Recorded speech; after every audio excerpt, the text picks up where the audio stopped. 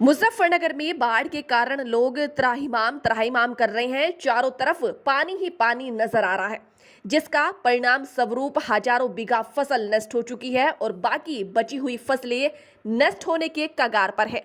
बाढ़ प्रभावित इलाकों में राहत कार्य हेतु एक तरफ प्रशासन अपनी हर संभव कोशिश करने में जुटा है, तो वहीं दूसरी तरफ रविवार को केंद्रीय मंत्री ने आज खुद बाढ़ के पानी में उतरकर नष्ट हुई फसलों का जायजा लिया और किसानों को उचित मुआवजा दिलाए जाने का आश्वासन भी दिया। आपको बता दें कि मुजफ्फरनगर से सटकर बह रही हिंडन नदी में बाढ़ आ गई है। बाढ़ के चलते चरथावल क्षेत्र के दर्जनों गांव में हिंडन नदी का पानी भर गया है। गांव की हजारों बीघा भूमि में फसलें पूरी तरह से बर्बाद हो गई है। क्षेत्र का किसान हाहाकार कर रहा है। बाढ़ की जानकारी मिलते ही केंद्रीय राज्य मंत्री डॉक्टर संजीव बालियान अधिकारियों की टीम लेकर क्षेत्र में पहुंचे। गांव वालों को साथ लेकर केंद्रीय राज्य मंत्री बाढ़ के पानी में उतर गए। उन्होंने हिंडन नदी किनारे दोनों ओर बाढ़ से बर्बाद हुई फसलों का जायजा लिया।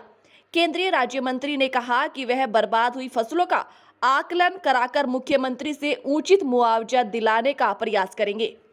उन्होंने कहा कि हिंडन नदी के दोनों ओर 2-2 किलोमीटर दूर तक खेतों में कई फुट ऊंचा बाढ़ का पानी भर गया है। बताया कि दूधली गांव में ही किसानों की करीब 1300 बीघा भूमि में फसलें पूरी तरह तबाह हो गई है। उन्होंने बताया कि बाकी गांव का भी यही हाल है। केंद्रीय राज्य मंत्री ने कहा कि एनडीआरएफ और एसडीआरएफ से किसानों को उचित मुआवजा दिलाने का प्रयास किया जाएगा। बता दें कि बाढ़ के चलते दर्जनों संपर्क मार्ग पूरी तरह से क्षतिग्रस्त हो गए हैं। बरसात के बाद उनका पुनर्निर्माण करवाया जाएगा। देखिए, मुझे ऐसा लगता है कि हिंडन के किनारे, हम हिंडन के किनारे पे खड़े हैं। हिंडन 2 किलोमीटर दूर है, तो 2 किलोमीटर इस तरफ और 2 किलोमीटर उस तरफ, 4 किलोमीटर में टोटली फसल करीब तबाह हो गई है। चाहे वो गन्ना हो, चाहे वो धान हो, चाहे वो हरे चारे की फसलें हो। और ये पूरे जनपद की स्थिति है। पूरे जनपद में जहाँ से भी हिंडन शुरू है और जहाँ तक गुजर रही है, कल मैं कुटबा कुटबी गाँव में गया, वहाँ भी है स्थिति।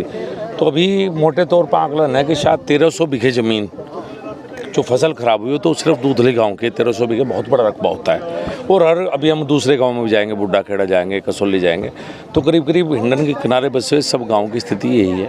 देखिए, मुआवजे का प्रावधान माननीय मुख्यमंत्री से आज एक बार यहाँ से रिपोर्ट भिजवा दें कि जितनी फसल खराब हुई, और फिर निवेदन करेंगे माननीय मुख्यमंत्री से कि चूँकि ये एक तरह से प्राकृतिक आपदा है, हमारे यहाँ इंश्योरेंस का प्रावधान ज़्यादातर लोग नहीं करते। चूँकि गन्ना मुख्य रूप से फसल है, तो किसान पश्चिम उत्तर प्रदेश का इंश्योरेंस नहीं कराता।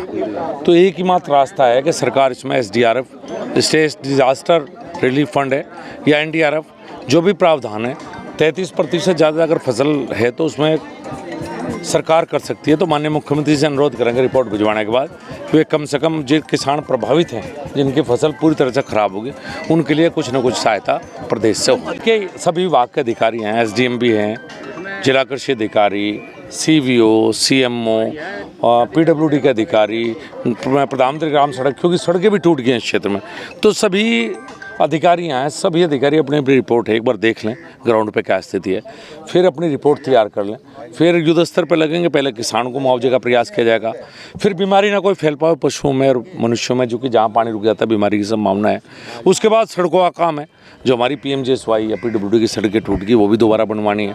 तो प्रक्रिया की शुरुआत एक बार सब अधिकारी आज देख लेंगे सारी व्यवस्थाएँ, उसके बाद अपना हर विभाग अपना काम करने की शुरुआत करेगा।